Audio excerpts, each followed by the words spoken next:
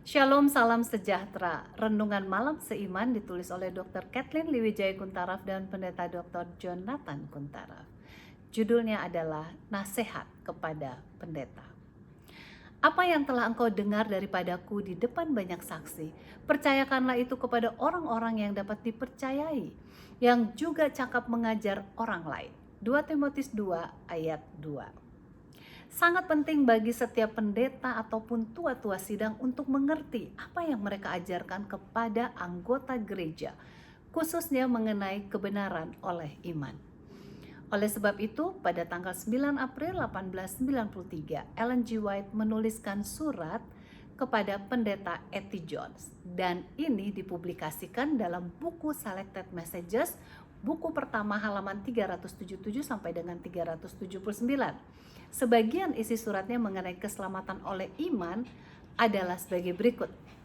Pada saat itu saya sedang menghadiri sebuah pertemuan yang dihadiri oleh banyak orang. Dalam mimpi itu saya lihat Anda sedang mempresentasikan topik tentang iman dan kebenaran Kristus oleh iman. Anda mengulanginya beberapa kali bahwa usaha tidak menghasilkan apa-apa. Bahkan keselamatan itu tidak ada persyaratan apapun.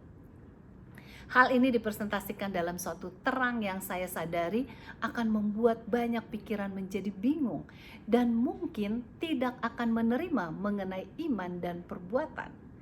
Oleh sebab itu saya memutuskan untuk menuliskan hal ini kepada Anda. Pernyataan Anda mengenai hal ini terlalu keras. Memang ada persyaratan untuk menerima pembenaran dan penyucian, serta kebenaran Kristus. Aku tahu maksudmu, tetapi engkau telah meninggalkan impresi yang salah kepada banyak pikiran orang. Sementara perbuatan yang baik tidak akan menyelamatkan, tetapi adalah tidak mungkin satu jiwa diselamatkan tanpa adanya perbuatan baik. Allah menyelamatkan manusia di bawah hukum, yang mana kita harus tanyakan dulu pada diri kita, apakah kita mau menerimanya atau tidak. Carilah maka kamu akan mendapatnya.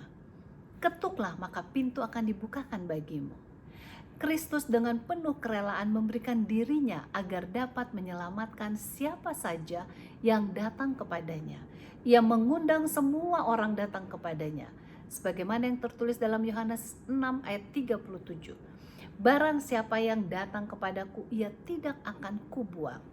Anda melihat realitas topik ini sama seperti halnya dengan saya, tetapi Anda menyatakan topik ini melalui ekspresimu yang membingungkan banyak pikiran. Dan setelah engkau mengekspresikan pikiranmu secara bebas mengenai perbuatan, namun pada saat pertanyaan datang mengenai hal ini, justru Anda tidak dapat menjabarkan prinsip-prinsip yang benar kepada yang bertanya. Anda tidak dapat mengeluarkan pernyataan yang harmonis dan prinsip dalam imanmu.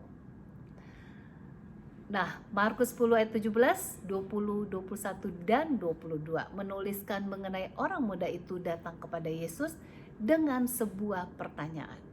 Guru yang baik, apa yang harus kulakukan untuk memperoleh hidup yang kekal? Dan Kristus berkata kepadanya, mengapa kau katakan aku baik? Tak seorang pun baik selain dari Allah saja. Engkau tentu mengetahui segala perintah Allah. Dan ia berkata kepadanya, yang mana?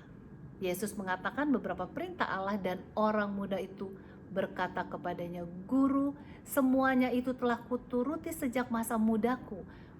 Apalagi yang kurang?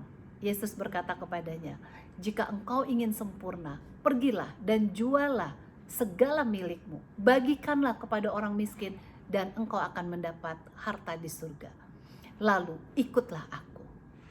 Inilah syaratnya, dan Injil itu sungguh penuh dengan persyaratan. Mendengar perkataan itu, ia menjadi kecewa lalu pergi dengan sedih serta karena banyak hartanya.